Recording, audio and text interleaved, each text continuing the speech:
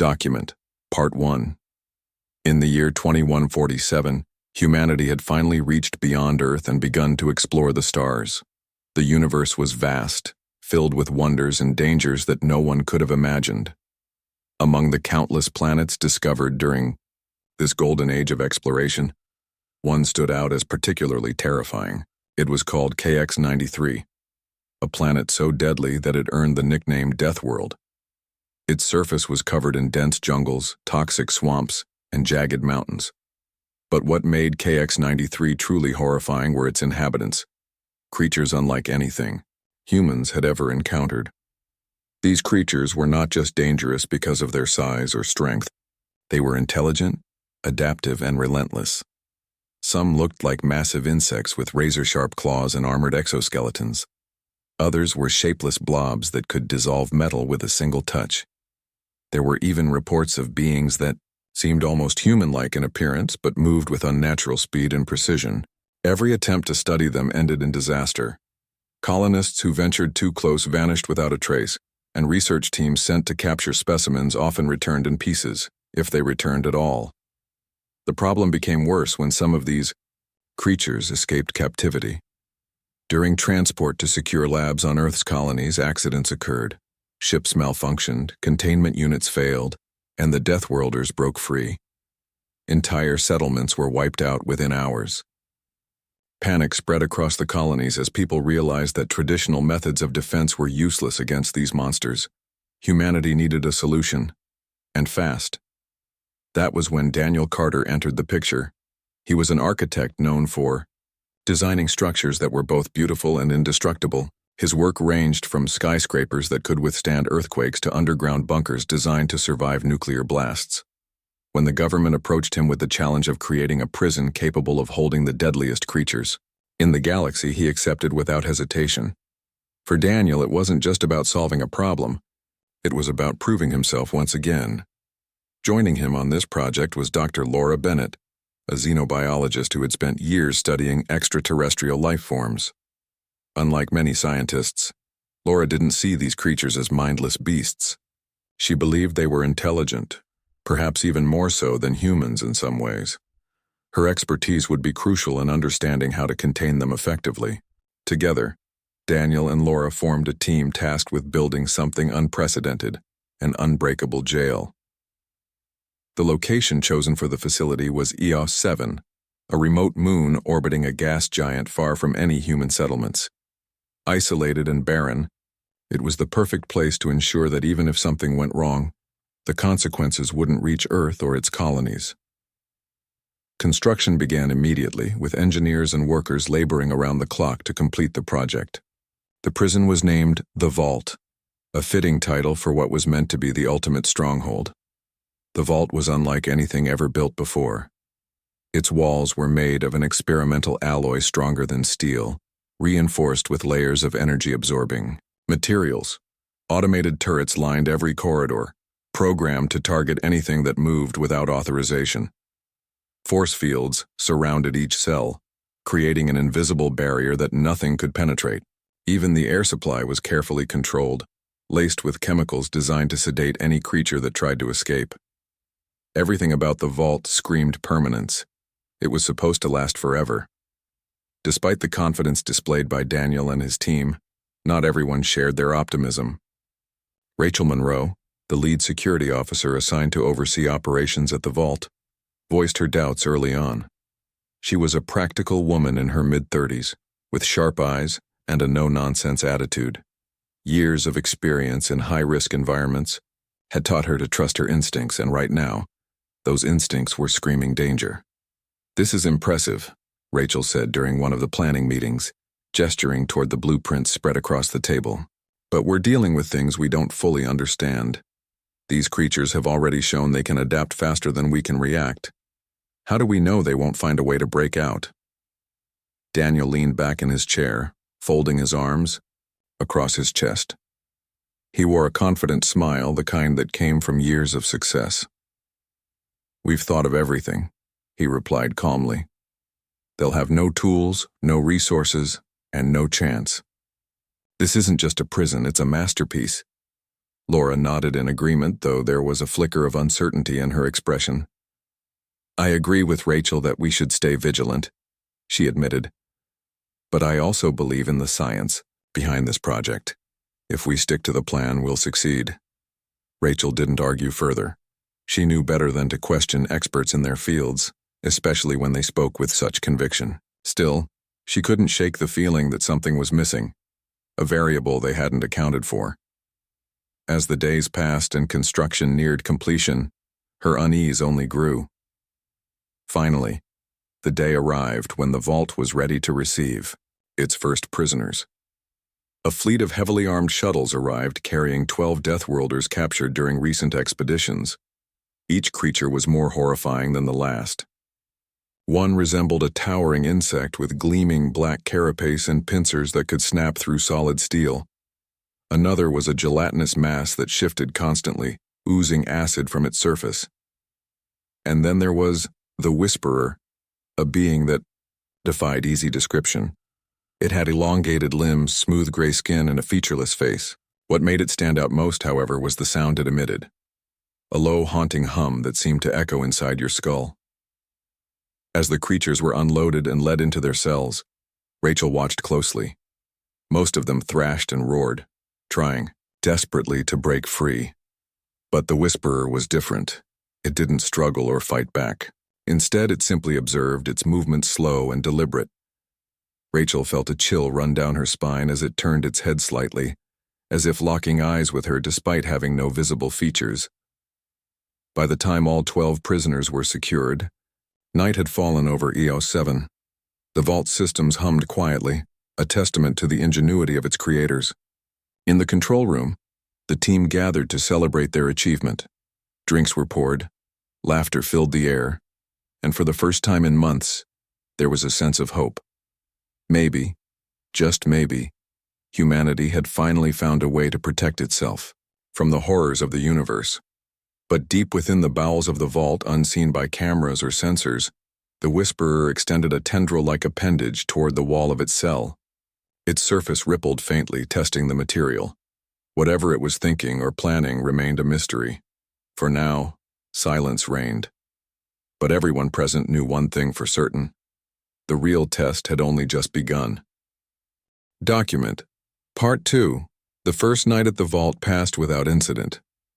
The staff celebrated cautiously, but the mood was tinged with an undercurrent of unease. Rachel Monroe sat alone in the control room, staring at the monitors. Each screen displayed live feeds from different sections of the facility. Most of the Deathworlders were motionless, either sedated or exhausted from their earlier struggles. But one creature kept drawing her attention. The Whisperer. It hadn't moved much since being placed in its cell. Its elongated limbs were folded neatly, and its featureless face seemed to point upward, as if it were studying the ceiling. Yet there was something unsettling about the way it held itself, like a predator waiting for the perfect moment to strike. Rachel leaned closer to the monitor, narrowing her eyes. She couldn't explain why, but she felt certain that the Whisperer wasn't just sitting there idly. It was thinking. By morning, the team gathered for their daily briefing. Daniel Carter stood at the front of the room, his confident demeanor unchanged. He reviewed the previous day's events, emphasizing how smoothly everything had gone. So far, so good, he said, smiling at the group. If this trend continues, we'll have proven once and for all that humanity can handle whatever the universe throws at us. Laura Bennett nodded, though her expression remained thoughtful. We should keep monitoring them closely, she suggested. Even small changes in behavior could tell us a lot about how they adapt. Rachel raised her hand slightly, catching everyone's attention. I've been reviewing the data from last night, she began, her tone measured but firm. There are some anomalies near the Whisperer's cell. Temperature fluctuations, minor pressure shifts. It's subtle, but it's consistent. I don't think it's equipment failure. Daniel frowned, crossing his arms. You're saying the cell is compromised? No, Rachel replied quickly. Not yet, but something's happening. These creatures aren't ordinary animals. We need to stay ahead of them. Her words hung in the air, unchallenged but not fully accepted. Daniel dismissed the meeting shortly after, insisting that the facility was secure. Still, Rachel couldn't shake the feeling that they were missing something important. As the hours dragged on, the tension grew. By mid-afternoon, alarms blared throughout the vault, shattering the fragile sense of calm. Everyone rushed to the control room where chaos reigned. On one of the screens, an insectoid creature, the largest of the prisoners, was battering against the force field of its cell. Sparks flew as its massive claws struck the invisible barrier over and over again. To everyone's horror, the field flickered. "How is this possible?" Daniel demanded, his voice rising. "Those fields are designed to hold anything." Laura studied the readings carefully. "It's not breaking through directly," she explained. "It's finding weak points. Look, the frequency of the field is destabilizing." Before anyone could respond, another alarm sounded. This time it came from a different section of the facility. A gelatinous blob-like creature had managed to squeeze part of its body through a crack in the wall of its containment unit. Acid dripped from its form, eating away at the metal frame. Security teams scrambled to contain the breach, deploying automated turrets to drive the creature back. The situation escalated rapidly. Within minutes, 3 more cells reported issues. One of the smaller insectoids had torn apart part of its restraints using sheer brute force. Another creature, resembling a spiny worm with razor-sharp teeth, burrowed into the flooring, creating a tunnel that led toward the central corridor. Panic spread among the staff as they realized the gravity of what was happening. Rachel took charge barking orders into her communicator. "Seal off Section B, divert power to the turrets in C and D." Her voice was steady despite the chaos around her. Years of experience had taught her to focus when everything else fell apart. Daniel watched helplessly as his masterpiece crumbled before his eyes. "This shouldn't be happening," he muttered, running a hand through his hair. "We accounted for every variable." Laura shook her head, her face pale. "We underestimated them," she said quietly. "They're learning faster than we thought." Amid the commotion, no one noticed the Whisperer. Its cell remained intact, untouched by the chaos unfolding around it. Yet something was different. The tendril-like appendage it had extended earlier now pressed firmly against the wall, pulsating faintly. Tiny cracks began to form along the surface, spreading outward like spiderwebs. If anyone had been watching closely, they might have seen the faint glow emanating from the cracks, a sign that the material was weakening. Back in the control room, Rachel worked tirelessly to regain control of the situation. She coordinated with security teams, rerouted power supplies, and monitored the status of each containment unit. Despite her efforts, the breaches continued. Automated systems struggled to keep up with the speed and ferocity of the attacks. The Deathworlders weren't just escaping, they were working together. One of the insectoids used its claws to pry open a vent, allowing the acid-secreting blob to slip through undetected. Together, they advanced down a narrow passageway, heading straight for the main reactor. Meanwhile, the burrowing worm emerged in a utility corridor, cutting off access to critical areas of the facility. Every move they made seemed calculated, as if guided by a shared purpose. Laura finally voiced what everyone was thinking. "They're coordinating," she said, her voice trembling. "This isn't random destruction, it's strategy." Daniel sank into a chair, his confidence shattered. "How? They're animals. How can they possibly plan like this?" "They're not animals," Laura shot back, her tone sharp. "They're survivors. And now they've figured out our weaknesses." Rachel didn't respond. Her eyes were glued to the monitors, scanning for any sign of hope. Then she saw it. The Whisperer. It hadn't moved from its cell, but the cracks in the wall had grown significantly. Worse still, the energy readings around its containment field were fluctuating wildly. Whatever it was doing, it was affecting the entire system. "We need to trigger the self-destruct sequence," Rachel said suddenly, turning to face the others. Her expression was grim but resolute. "It's the only way to stop them." Daniel stared at her, his face a mixture of disbelief and anger. "Are you insane? We can't destroy the vault. It's taken years to build this place.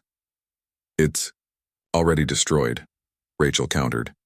If we don't act now, those things will escape. Do you want to be responsible for unleashing them on the colonies? Laura hesitated, torn between logic and fear. Finally, she nodded. She's right. We can't risk it. Daniel opened his mouth to argue but stopped himself. The look in Rachel's eyes told him there was no room for debate. Reluctantly, he entered the command codes to initiate the self-destruct protocol. A red warning flashed across the screens, accompanied by a robotic voice counting down from 60 minutes. Everyone evacuate immediately, Rachel ordered, her voice cutting through the noise. Get to the shuttles and prepare for launch. As the staff scrambled to leave, Rachel lingered behind, checking the monitors one last time. Her gaze fell on the Whisperer's cell. The cracks had spread across the entire wall now, and the ET creature stood motionless as if waiting. For a brief moment, Rachel wondered what it was planning, if it even understood what was happening. Then she turned away, joining the others as they raced toward the exit. Outside, the evacuation shuttles roared to life, lifting off from the moon's surface just as the countdown reached 0. Behind them, the vault erupted in a brilliant explosion, lighting up the dark expanse of EOS 7. From orbit, rescue ships watched in stunned silence as the once unbreakable fortress was reduced to rubble. But deep within the wreckage, unnoticed by anyone, a single tendril slithered silently through the debris. It pulsed faintly as if alive before vanishing into the shadows. Somewhere in the darkness, the Whisperer waited. For what? No one knew. Document. Part 3. The explosion that destroyed the vault was visible from orbit, a massive fireball that lit up the dark side of EOS 7 like a second sun. Rescue ships hovered nearby, their crews watching in stunned silence as debris scattered across the barren moon's surface. For a moment, it seemed as though humanity had narrowly avoided disaster. The Deathworlders were gone, or so everyone hoped. Rachel Monroe sat alone in the shuttle, her hands trembling as she stared out the window. She had seen things no one should ever have to witness. The chaos, the destruction, the sheer intelligence of those creatures, it all replayed in her mind over and over again. But what haunted her most was the Whisperer. Even now, hours after the explosion, she couldn't shake the image of its blank, featureless face or the way it had remained eerily calm while everything around it fell apart. Back on Earth, news of the failure spread quickly. Governments convened emergency meetings debating whether further exploration of planets like KX-93 should be abandoned altogether. Colonies tightened security measures, preparing for the worst-case scenario, that some of the Deathworlders might still be alive and heading toward human settlements. Rumors circulated among the public, fueled by fragmented reports from survivors. Some claimed the creatures were unstoppable. Others whispered about the Whisperer, suggesting it wasn't just intelligent but somehow different. Something more than an animal, yet not quite human. Rachel didn't share these details with anyone during debriefings. When questioned about the events leading up to the destruction of the vault, she kept her answers brief and factual. Yes, the creatures had escaped. Yes, they had worked together. No, there had been no other option but to trigger the self-destruct sequence. What she didn't mention, what she couldn't bring herself to say, was how the Whisperer had acted in its final moments. She had stayed behind longer than anyone else, monitoring the situation until the last possible second. As the timer ticked closer to 0. Rachel had glanced at the monitors one final time. That's when she saw it. The Whisperer hadn't tried to escape. Instead, it stood perfectly still, its tendril-like appendage pressed against the cracked wall of its cell. It seemed to be waiting. For what? Rachel couldn't guess. Then, just before the explosion engulfed the facility, it turned its head slightly, as if looking directly at the camera. Rachel felt a chill run down her spine even now, remembering the weight of that gaze. Weeks passed and life began to return to normal, or as normal as it could be after such a catastrophic failure. Rachel moved into a small apartment near the spaceport, where she spent most of her days avoiding contact with others. Her injuries from the evacuation were healing, but the scars inside ran deeper. Nightmares plagued her sleep. Waking visions disturbed her waking hours. She found herself pacing the room late at night, staring at the walls as if expecting something to emerge from the shadows. Meanwhile, Daniel Carter disappeared from public view entirely. Once celebrated as a genius, he now bore the weight of the vault's failure on his shoulders. Reports suggested he had retreated to a remote cabin, refusing interviews or offers to work on new projects. Laura Bennett fared slightly better. She continued her research, focusing on ways to prevent similar disasters in the future. But even she admitted privately that the experience had changed her forever. "We thought we were ready," she told colleagues during rare moments of candor. "We weren't." Despite the widespread fear and uncertainty, humanity pressed on. Exploration missions resumed cautiously, with stricter protocols in place for handling extraterrestrial life forms. Scientists argued that abandoning the stars would mean surrendering to ignorance and possibly extinction. Yet beneath the surface of determination lay a growing unease. Everyone knew the truth. The vault had been humanity's best shot at containing the horrors of the universe, and it had lasted less than a day. Then came the rumors. At first, they were dismissed as conspiracy theories or wild speculation. Survivors of the vault claimed to have seen strange movements in the wreckage of the facility. Shuttles conducting cleanup operations reported equipment malfunctions and unexplained energy signatures emanating from the site.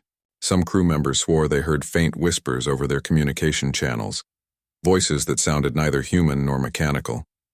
Rachel ignored these stories at first, dismissing them as paranoia. But then she received a message, one she couldn't explain.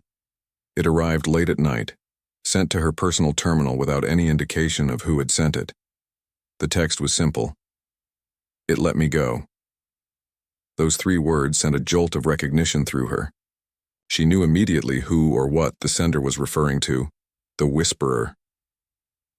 For days, Rachel debated whether to act on the message. On one hand, it could be a trap, a cruel prank designed to unsettle her further. On the other hand, it might hold answers to questions she hadn't dared ask. Finally, unable to resist her curiosity, she decided to investigate. Using connections from her time at the vault, she arranged passage aboard a supply ship heading back to EOS 7 under the guise of inspecting the cleanup efforts. When Rachel arrived at the moon, the scene was eerily quiet. The wreckage of the vault lay scattered across the landscape, twisted metal and broken machinery glinting faintly under artificial lights. Cleanup crews worked methodically, sifting through debris in search of anything valuable or dangerous. Rachel wandered away from the group, drawn inexplicably toward the center of the destruction, the spot where the Whisperer's cell had once stood. As she approached, a chill swept over her. The ground here was scorched black, evidence of the intense heat generated by the explosion. Yet amidst the ruins, something caught her eye. A piece of the containment wall, partially melted but still intact, bore faint markings along its surface. Rachel bent down to examine it more closely. The patterns weren't random. They resembled cracks spreading outward like veins. And at the center of it all was a single word etched into the material. "Wait." Rachel froze, her breath catching in her throat. The word wasn't written in any language she recognized, yet she understood it instinctively. Before she could react, a soft hum filled the air, vibrating through her chest. It was low and steady, almost soothing, but unmistakably familiar. Slowly she turned her head, scanning the shadows cast by the wreckage. Nothing moved. No sound broke the silence except for the distant clanging of tools and the occasional beep of machinery. Still, Rachel couldn't shake the feeling that she wasn't alone. Her instincts screamed at her to leave, to get as far away from this place as possible. But something rooted her to the spot, holding her gaze on the scorched earth beneath her feet. Then, without warning, the ground shifted. A tendril-like appendage emerged from the rubble, pulsating faintly as it stretched toward her. Rachel stumbled backward, her heart pounding. The appendage stopped short of touching her, hovering, inches away as if studying her. Its surface rippled, glowing faintly with an otherworldly light. Rachel wanted to scream, to run, to do anything to escape the sight before her. But she couldn't move. Her body refused to obey her commands, frozen in place by a force she couldn't comprehend. The tendril retracted slowly, disappearing back into the shadows. Silence returned, leaving Rachel alone once again. Shaking, she forced herself to stand and staggered back toward the supply ship. She didn't tell anyone what she had seen. Not the crew, not Laura, not even Daniel when he eventually reached out to her. Whatever the Whisperer was, whatever it wanted, Rachel knew one thing for certain. It wasn't finished with humanity. And sooner or later, it would strike again. Document, Part 4. Rachel Monroe returned to Earth with a heavy heart and an even heavier secret. She tried to convince herself that what she had seen on EOS 7 was nothing more than her mind playing tricks on her. The stress, the exhaustion, the lingering trauma from the vault's destruction, it all added up to make her imagine things that weren't real. But deep down, she knew better. That tendril, the glowing patterns, the word etched into the wreckage, they were real. And whatever the Whisperer was, it wasn't done. Life back on Earth felt strange and distant, like she was watching it through a foggy window. Rachel avoided social gatherings, skipped calls from colleagues, and spent most of her time alone in her apartment. She couldn't focus on anything for long. Her thoughts kept drifting back to that moment on the moon. What did the Whisperer mean by wait? Why had it let her live? These questions circled endlessly in her mind, wearing her down day by day. Then one evening, something changed. Rachel was sitting at her kitchen table staring blankly at the wall when her terminal buzzed. It was a message from an unknown sender. Her stomach tightened as she opened it, half expecting another cryptic note about the Whisperer. Instead, the message contained coordinates, a location near the edge of human-controlled space. There was no explanation, no signature, just numbers, pointing to a remote asteroid belt. Rachel hesitated. Whoever sent this clearly knew who she was and what she had witnessed. Could it be a trap? Or was this someone trying to help her uncover the truth? After hours of pacing and debating with herself, she made a decision. If she wanted answers, she would have to take risks. She packed a small bag, left her apartment quietly, and boarded a civilian transport headed toward the coordinates. The journey took several days, during which Rachel barely slept. Every creak of the ship, every shadow in the corner of her eye made her jump. By the time she arrived at the designated location, her nerves were frayed to their breaking point. The asteroid field loomed ahead, a chaotic jumble of rocks and debris floating in the void. At its center was a derelict station, old and crumbling, its hull pockmarked with meteor impacts and corrosion. Rachel docked cautiously, her hand resting on the grip of her sidearm. The airlock hissed open, revealing a dimly lit corridor filled with dust and the faint smell of decay. She stepped inside, her boots crunching softly against the floor.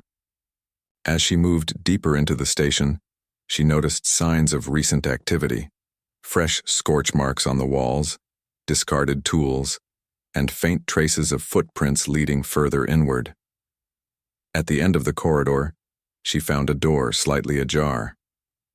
Pushing it open, she entered a large chamber that had once served as the station's main control room. Monitors lined the walls, though most were dark or flickering erratically. In the center of the room stood a man, his back turned to her. He was tall and thin, dressed in worn clothing that looked like it hadn't been washed in weeks. His hair was unkempt and his posture suggested exhaustion, or perhaps defeat. "You came," the man said without turning around. His voice was raspy, almost mechanical, as if he hadn't spoken in years. "Who are you?" Rachel demanded, keeping her distance. "Why did you send me those coordinates?" The man finally turned to face her. His eyes were sunken, surrounded by dark circles, but there was a sharpness to them, a glimmer of intelligence buried beneath layers of weariness. "My name is irrelevant," he replied. "What matters is why I brought you here." Rachel tightened, her grip on her weapon. "Start talking." The man sighed, gesturing for her to sit. When she didn't move, he shrugged and began pacing slowly. "I worked for the same program that created the vault," he explained.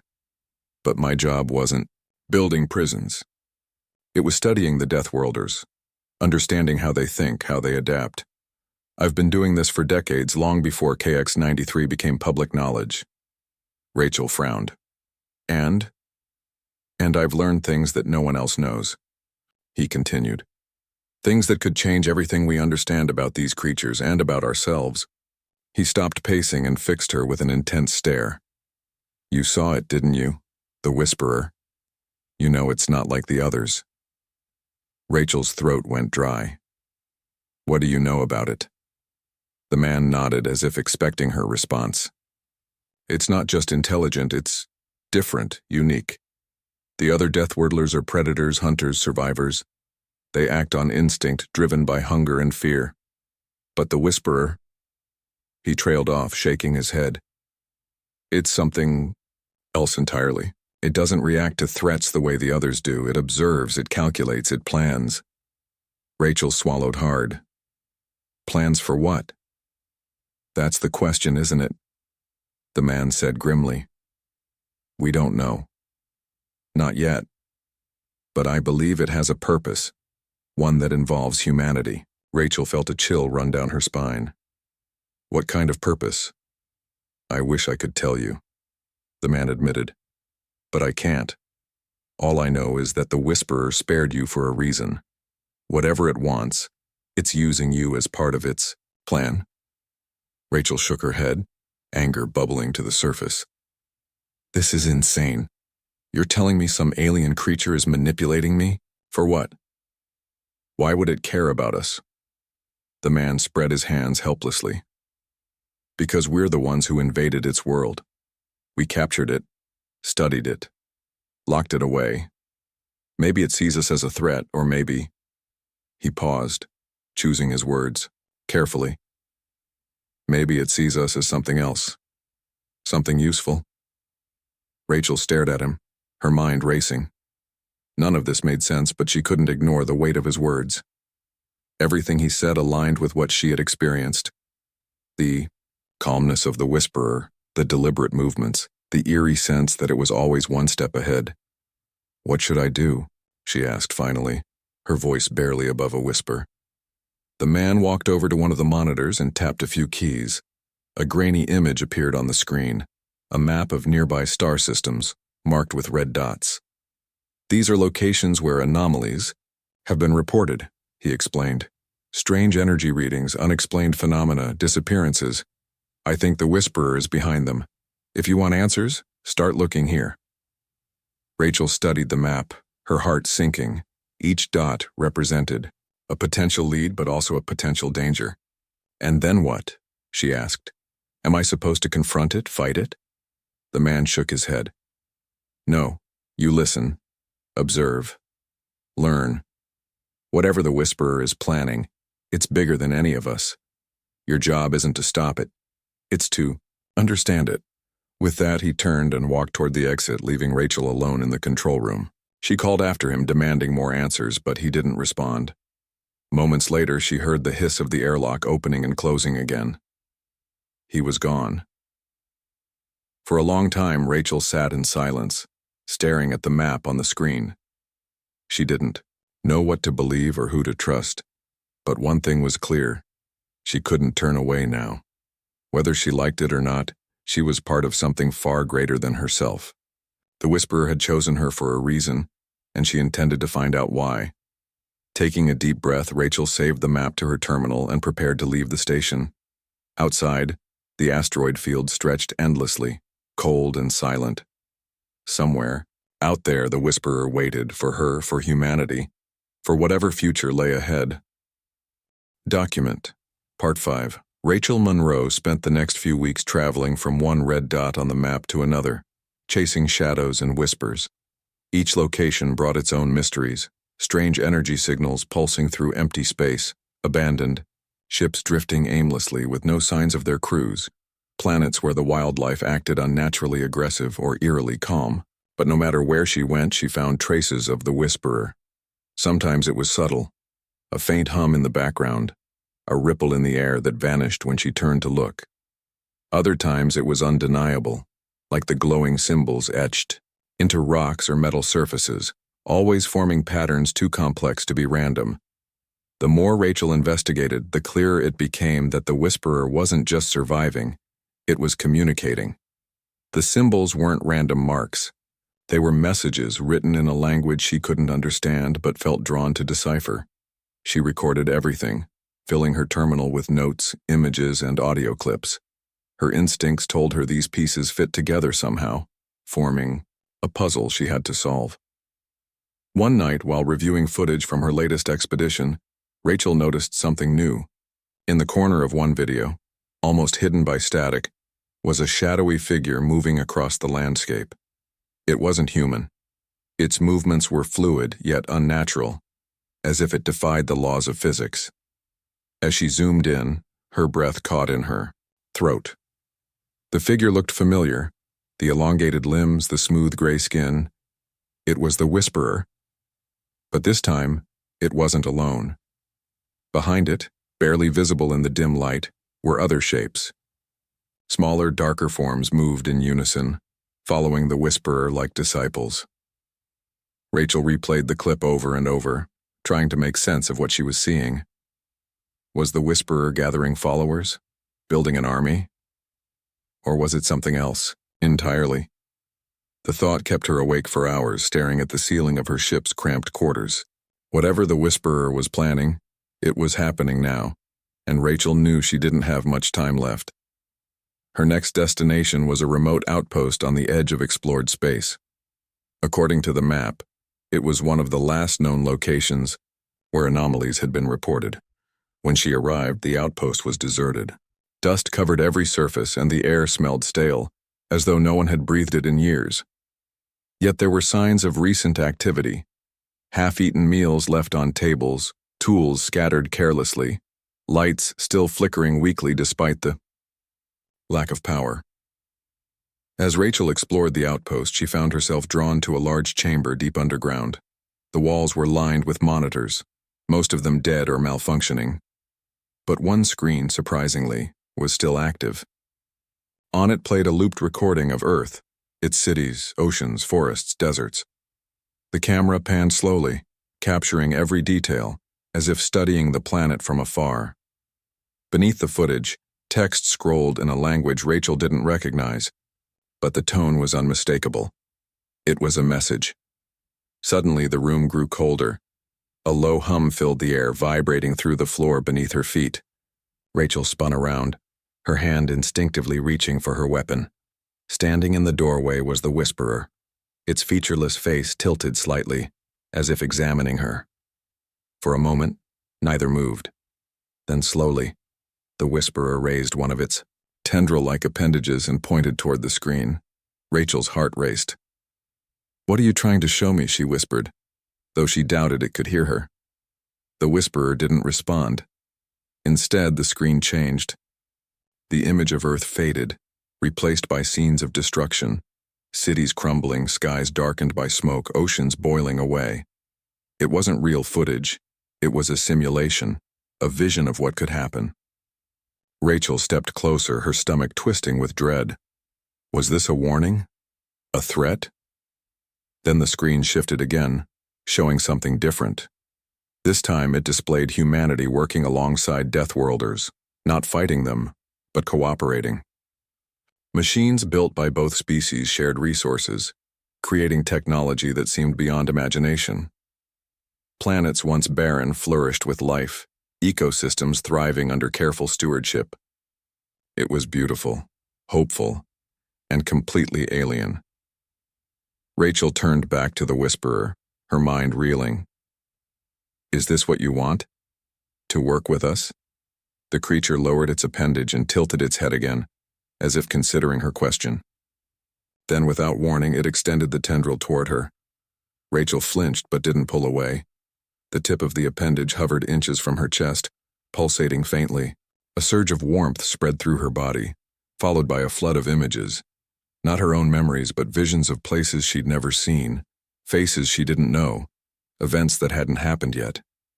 She saw humans and Deathworlders standing side by side, building something vast and incomprehensible.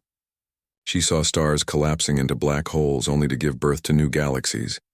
She saw Earth transformed, its people united not by fear but by purpose, and she saw the Whisperer at the center of it all, guiding, shaping, leading. When the visions ended, Rachel stumbled backward, gasping for air. The Whisperer remained motionless, watching her intently. Slowly, it withdrew its appendage and turned to leave. Before disappearing into the shadows, it paused, as if waiting for her to follow. Rachel hesitated, torn between fear and curiosity. Everything she had ever known about survival, about protecting humanity, told her to run, to warn others, to prepare for war. But deep down, she understood the truth. The Whisperer wasn't an enemy. It was a catalyst, forcing humanity to confront its limitations and embrace its potential. Taking a shaky step forward, Rachel made her choice. She followed the Whisperer into the darkness, leaving behind the outpost and the fragile safety of the world she knew. Ahead lay uncertainty, danger, and possibility. What the Whisperer wanted, what it planned, remained unclear. But one thing was certain: whatever future awaited, Rachel would be part of it. Far away, in the depths of space, the glowing symbols continued to spread, carried by unseen forces to distant worlds. Humanity stood at a crossroads, unaware of the path being laid before them, and somewhere among the stars the Whisperer waited, for answers, for allies, for whatever came next.